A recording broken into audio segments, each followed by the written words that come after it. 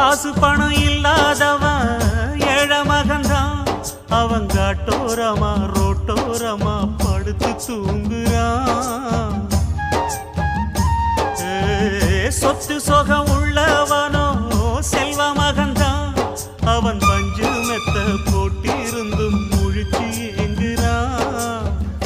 எது மற்ற பேர்களுக்கு ஏது கவலை, 4 காசு வச்சிருந்தா 100 கவலை. இங்கு ஆசை வச்ச நெஞ்சுக்கெல்லாம் அமைதி இல்லையே. என்ன வேலை அது என்ன வேலை?